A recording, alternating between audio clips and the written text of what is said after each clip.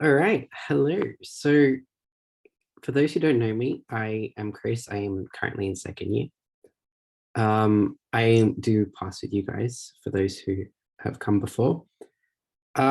Essentially what the plan for today is that a couple people have told me they have found the vascular anatomy part of GIT anatomy a little bit difficult. And I remember thinking the exact same thing back when I was in year one, especially right at the beginning.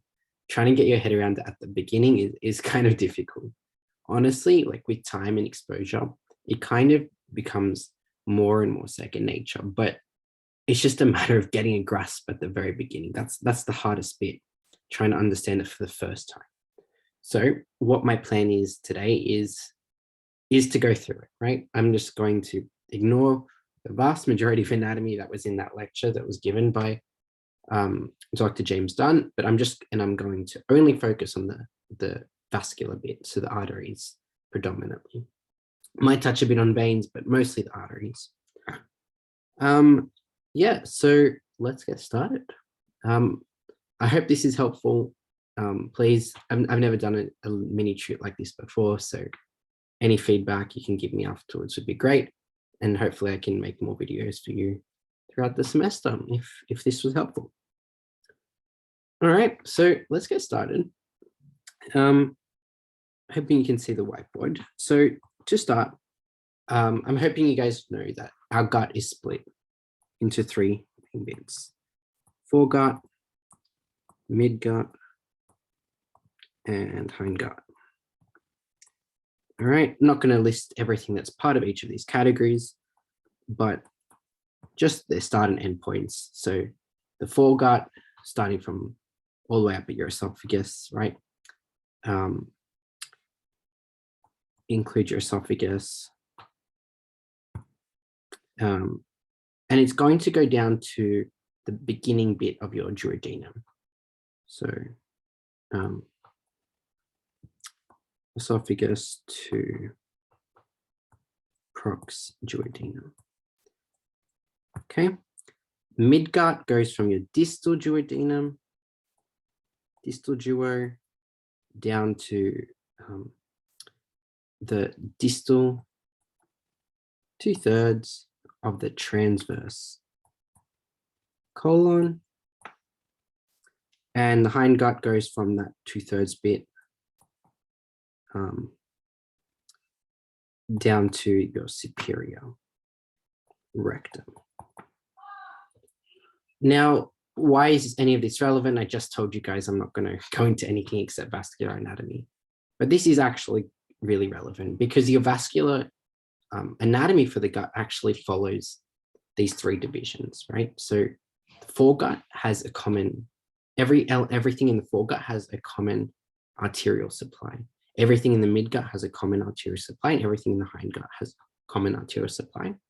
And that of the hindgut is different to the foregut, which is different to the midgut. All right, so what are they? I told you each one has kind of a common arterial system almost, okay? And putting in red from the foregut, we call it the celiac trunk. The midgut, we call the superior mesenteric artery, and the hindgut is the inferior mesenteric artery. All right. So far we said our gut split into three divisions. Each has its own unique system of arterial supply.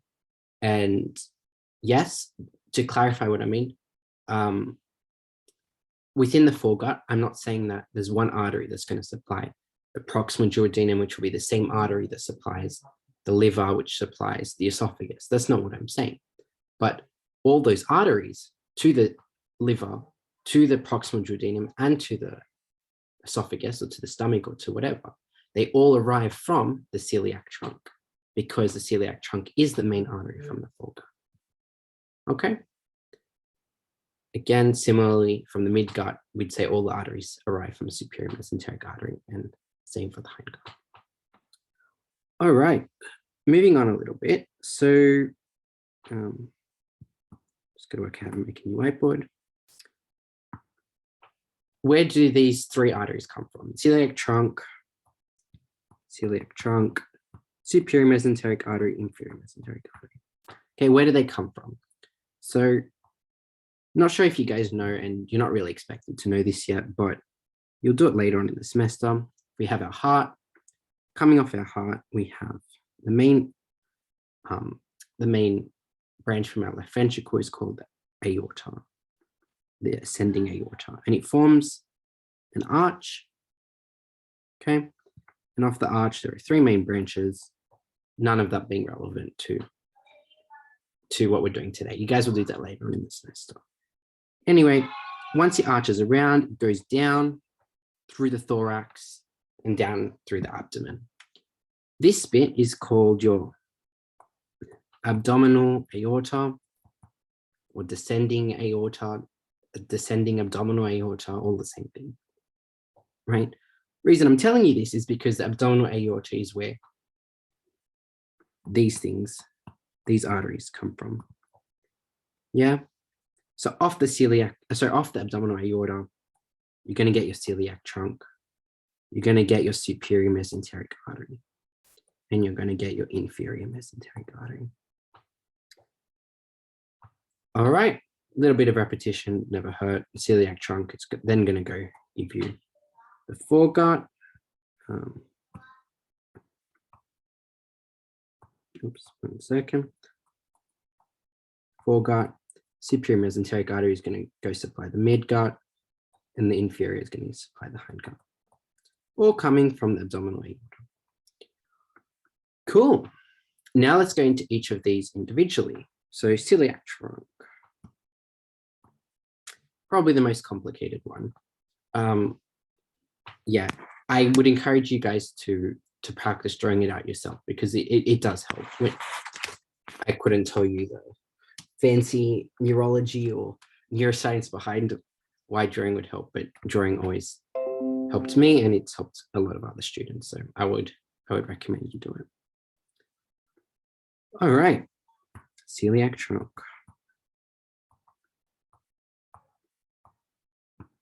So the celiac trunk has three main divisions, okay? We call, that is not the color I was expecting, but that's all right. Has three main divisions, okay? It's gonna give you your left gastric artery, your splenic artery, and your common hepatic artery. All right.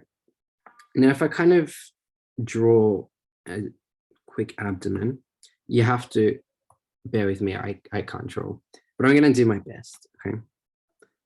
So if you picture the esophagus coming down, oops, I might do it a bit smaller just for room. Okay. If you picture the esophagus coming down, the stomach kind of looks like that. Kind of not really, but you get the point. Okay. So you've got esophagus going down into your stomach, then it's curving around to form the duodenum. I'm not going to draw the rest of the duodenum because hopefully you remember the celiac trunk does the foregut. And right at the beginning, when I told you where the foregut starts and ends, I said it ends at the proximal duodenum. Yeah. So that the distal part of the duodenum is actually coming from midgut. So it would come from your superior mesenteric artery, not your celiac trunk. All right. So I want you to picture now in the background, we have that abdominal aorta I was telling you about. The one that went through your thorax and went down your abdomen, through your abdomen, okay? And off that, kind of picture it coming out of the screen, okay? I'm not a very good drawer, so just bear with me. That's meant to show it like coming out off the aorta from behind the stomach, coming forward into the stomach and out of the screen. Yeah. And once it does that, it forms 3 branches, okay, as we've gone through. So 1, the common, I'll do it in a different color, common hepatic artery. Going up. Why? Hepatic means liver, so it makes sense. The hepatic artery is going to go up towards the liver because our liver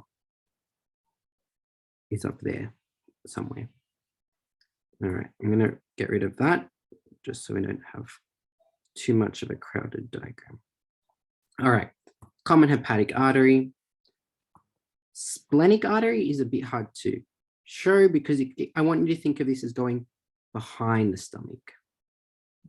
Okay, so that artery there that I just drew is a splenic artery, but it's behind the stomach.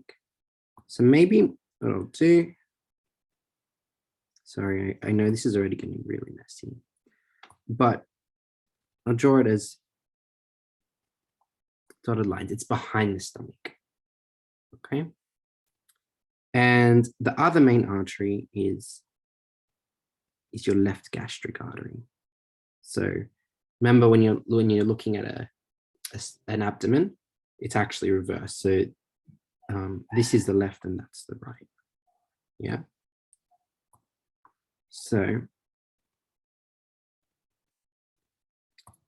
the left gastric artery is going to supply the left part of the stomach. All right. So I'll try and make it a little bit neater. Ignoring the abdominal aorta now, we know where it's come from. So I'm going to take it out of the diagram just to make the diagram look a little bit better. We know that we've come off the abdominal aorta, we formed our celiac trunk, and then we formed 3 arteries. The common hepatic artery, the left gastric artery, and the splenic artery, all coming from that celiac trunk, if you have an IFA. All right, now, if we focus on the common hepatic artery now, okay, get rid of that. Just going to focus on the common hepatic artery.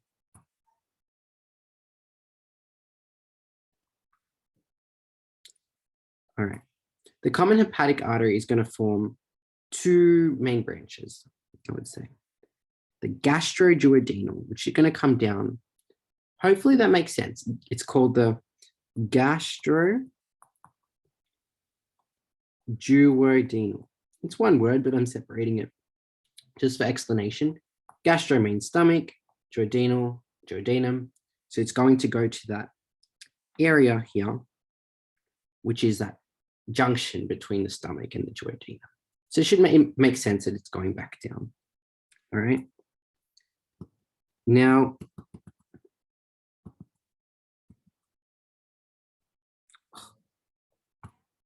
doing really well. All right. The gastroduodenal artery then forms 2 main branches within itself. It forms an artery that goes to the greater curvature on the right-hand side. So far, everything's been up the top of the stomach, near the lesser curvature. But this branch here is called the right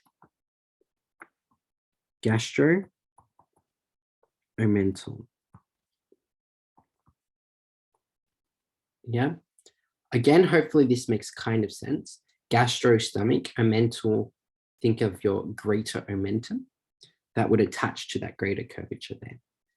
So it makes sense it's going to the gastro, the stomach, and the omentum. Okay. And there's another branch that's forming over here. Small branch, kind of insignificant, but we call this the superior pancreatico-duodenal artery. Again, hopefully this makes sense, because if you know your anatomy, you should know that your pancreas sits here. Can I draw a pancreas? Absolutely not. But something like that, where the head of the pancreas is towards the right. All right, so then your superior pancreatico-duodenal artery is going to the superior part of the duodenum. Makes sense. Celiac trunk is foregut. Foregut is superior duodenum. But then also to the pancreas, because that head of the pancreas is sitting over there. Cool. So recap. What have we done? We said off the abdominal aorta, we formed the celiac trunk. Off the celiac trunk, we had those 3 arteries that got up at the top. Then coming off the common hepatic artery, yeah, we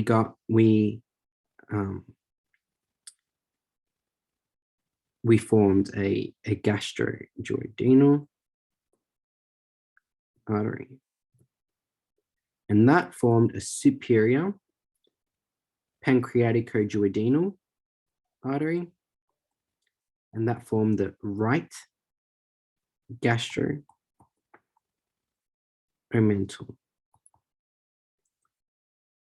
All right.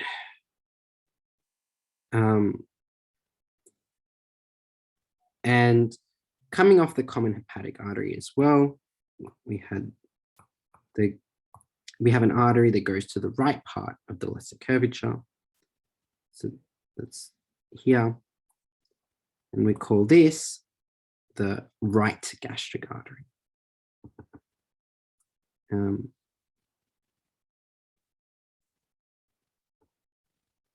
Right gastric artery.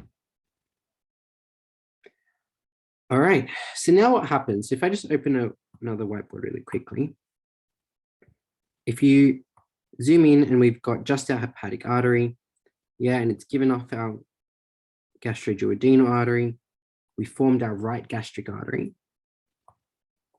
gastroduodenal artery, and this is the common hepatic artery. Yeah, once these branches have come off, this bit up the top here, we call the hepatic artery proper. Hepatic artery proper. Is it a branch? Not really. It's just a continuation. So this common hepatic artery, once it's given off its branches, we just call it the hepatic artery proper. Okay. And remember, we have our liver up here. Yeah. All right. Now, this hepatic artery proper, unfortunately, doesn't just go straight into the liver and then we're done. It's going to give a branch over here because hopefully we know that there's a structure over here called the gallbladder. Okay. And that gallbladder has a duct called the cystic duct. So this here was the cystic duct and that here was the gallbladder. So the artery going to the cystic duct and through this, like with the cystic duct and towards the gallbladder, nicely is called the cystic artery. Yeah, cystic artery. Cool. But we're still not done with the common hepatic artery. Once it's given off the hepatic artery proper, it then also divides again into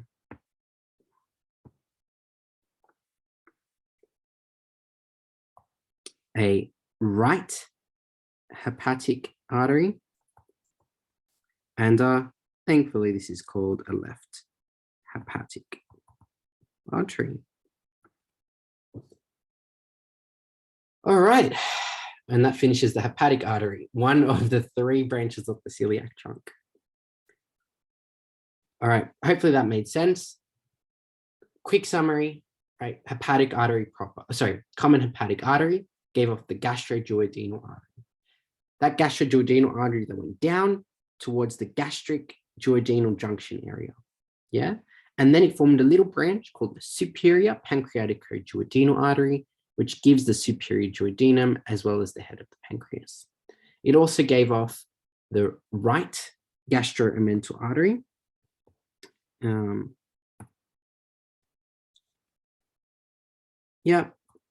This one here. It gave off that right gastromental artery to supply the right part of the greater curvature of the stomach. All right. So apart from the gastroduodenal going down, we had the common hepatic coming up, giving off that right gastric artery, which gave the lesser curvature on the right-hand side, if you remember. Then it continued up as a hepatic artery proper. Oops.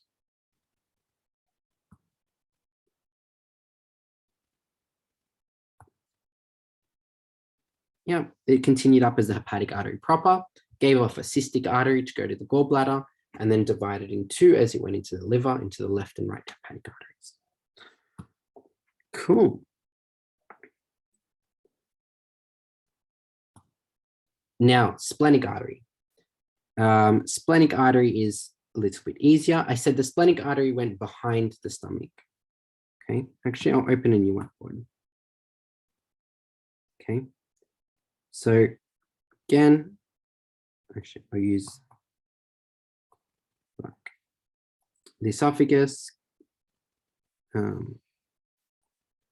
There's our stomach, right?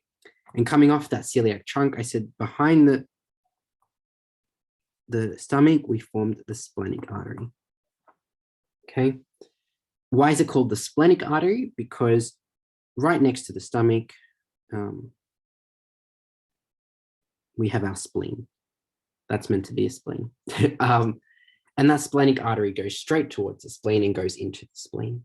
Okay. A more accurate diagram I should have drawn, right, would probably look like this as an artery. If you see in the cadavers that really wavy artery, it's probably the splenic artery. All right, what branches does the splenic artery give off?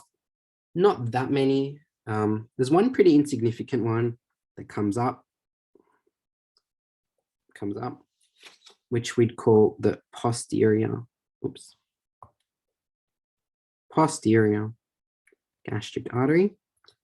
Posterior gastric artery. And what it also does is it gives off a more significant branch, right, to go to that greater curvature on the left side. And if you remember, hopefully that gastroduodenal gave off the right gastromental artery. So this one coming off the splenic artery, thankfully, is called the left gastromental artery. Left, oh my goodness. Left gastric. Shocking. One more time. Left gastromental artery. Left gastromental artery. Cool. And that is continuous to the right gastromental. So they anastomose together. Nice and easy. And the third branch of the celiac trunk is even easier. The left gastric artery.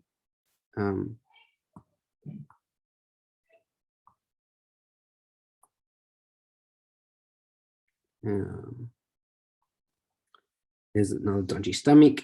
The left gastric artery literally just gives the main artery to the left part of the lesser curvature. It has a small esophageal branch, but it's pretty insignificant. I don't think you could even see that in a cadaver if you wanted to. All right, summary. Foregut gives the celiac trunk, from which there were three main branches: the left gastric artery, the splenic artery, and the common hepatic artery. Okay, the left gastric artery, it gave a small esophageal branch. That's about it. The splenic artery gave off the posterior gastric artery, and it gave the left gastromental omental. Then the common hepatic artery gave off the gastroduodenal artery, which gave off the superior pancreaticoduodenal artery, and it gave the right gastroomental artery. The common hepatic artery also gave off the right gastric artery, and it continued as the hepatic artery proper, which gave a cystic artery, and then it gave the left hepatic artery and the right hepatic artery. And that's it for the foregut. Awesome. The rest of it's a lot easier, thankfully. All right, midgut is from the distal part of the duodenum. We said distal duodenum to the distal 2/3 of the transverse colon. All right. So what's in between those things? What structures? Well, we have the distal duodenum. We're going to have our inferior pancreaticoduodenal artery. Remember, we had our superior pancreaticoduodenal coming from our celiac trunk, but now we're in the midgut. Everything's coming from the superior mesenteric artery, and the superior mesenteric artery gives an inferior pancreaticoduodenal artery. Okay, that's to the distal duodenum and the head of the pancreas too. Right, then we have our jejunum. Let's try that again. Jejunum. Very nicely, it's going to be called a jejunal artery. Doesn't get better than that. Then we have our ileum. Yeah, exactly the same. We have our ileal artery, or ileal arteries, I should say. Jejunal arteries and ileal arteries. So the way these work, they're not too complicated, right? I'm just going to draw a random artery. Pretend this is a jejunal artery coming off the superior mesenteric artery. Actually, what I'll do is I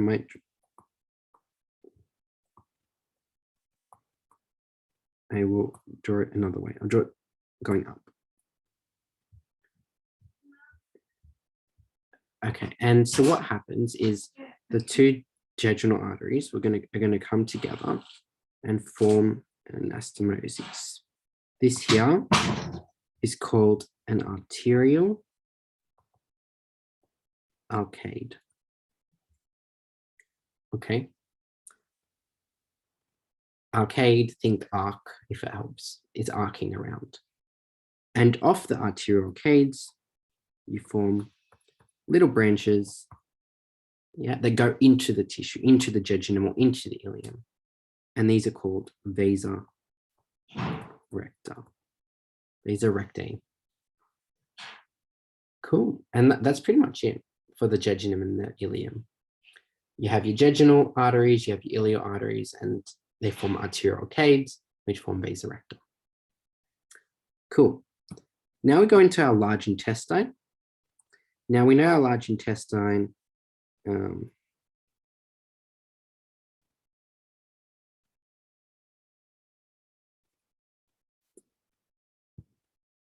we know the beginning bit of our large intestine comes from the midgut, and we know that that last bit comes from the hindgut. So everything on the right part of the colon, i.e. the left of the screen, is all coming from midgut. So it's still coming from the superior mesenteric artery, and there are three main branches. Okay, the one going down to the cecum,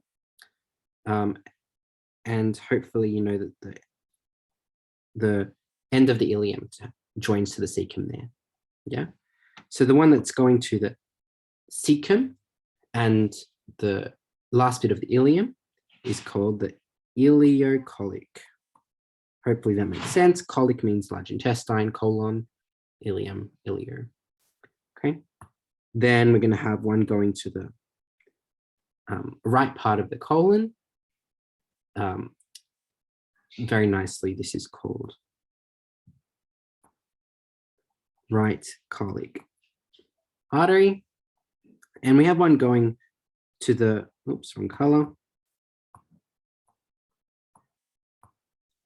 One going to the hepatic flexure, also known as the right colic flexure, this area here.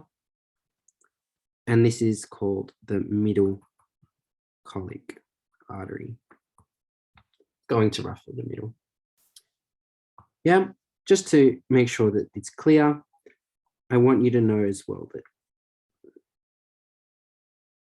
they all anastomose with one another. Yeah. Awesome. Now, we know that, like I said, this distal bit is now coming from hindgut. So it's going to come from the inferior mesenteric artery. But there's an anastomosis between the midgut and the hindgut. If I continue this around, this anastomosis between that cutoff, we call the marginal artery. To be honest, I don't think it's that important, but it's something you need to know. All right. Now, from our inferior mesenteric artery, we have three main branches again, exactly like on the right side of our colon. Okay. Coming to the left part of the colon, very nicely, is the left colic artery. Yeah. Going to the end bit of the colon, the sigmoid colon, which I haven't drawn very well as should be in a sigmoid shape, but it's called the sigmoidal artery. Okay. And if you bear with me, it should connect down to the rectum. Down here, we're going to form the superior rectal artery. Now, if you're astute, you might think, well, hang on. I said there's only three branches and it's called the superior rectal artery. If it's not just the rectal artery, if it's superior rectal artery, there should be an inferior rectal artery, shouldn't there? Well, yes, yeah, that would be correct. But the inferior rectal artery does not come from the arteries of the gut. They come from arteries of the pelvis, the internal iliac artery, which you'll do later on in the semester. Not the topic of what we're going to go through here. But in terms of the gut's perspective, the superior rectal artery is the final branch of the inferior mesenteric artery. Cool. Quick summary of mid gut and hindgut, which is thankfully a lot easier than the celiac trunk. So mid gut, we said all comes from the superior mesenteric artery. The hindgut all comes from the, oops. If I stick with the formatting, comes from the inferior mesenteric artery. Okay, the superior mesenteric artery gave off the inferior pancreatico duodenal. It gave off the jejunal arteries. It gave off the ileal arteries. It gave off the ileocolic artery. It gave off the right colic artery, and it gave off the middle colic artery. Awesome. Then the hindgut was from the inferior mesenteric artery, as we've said, and it has the left colic artery, the sigmoidal artery, and the superior rectal artery. And the connection between these two was the marginal artery. And that is it. That's the arterial supply to the gut. Just about done. Just really, really quickly, I'll just touch on veins. No one in as much detail. Yeah, you'll go into it in quite a few lectures as well. There's the portal system of veins. So you have your liver up the top, gives the big vein called the portal vein, right? PV, portal vein. The distribution of superior mesenteric and inferior mesenteric is a little bit different. And let me do that again. And I'll show you what I mean by that. So this is kind of the rough like overall schematic of the vein system. And just to orient you, the stomach is in front here, because this one that's going across here is the splenic vein. All right. So the way the veins work is everything goes into the portal vein and goes into the liver. The way we do that is by combining the inferior mesenteric vein with the splenic vein. So it's quite different. And so the inferior mesenteric vein goes into the splenic vein, and the splenic vein combines with the superior mesenteric vein. Splenic vein, superior mesenteric vein come together and go up to form the portal vein. And that's about it. I hope this mini trip was helpful. It took a little bit longer than I thought it would have. Sorry for a bit of repetition and some dodgy drawings, but I hope that helped. And yeah, please let me know if you have any questions. I'd be happy to help.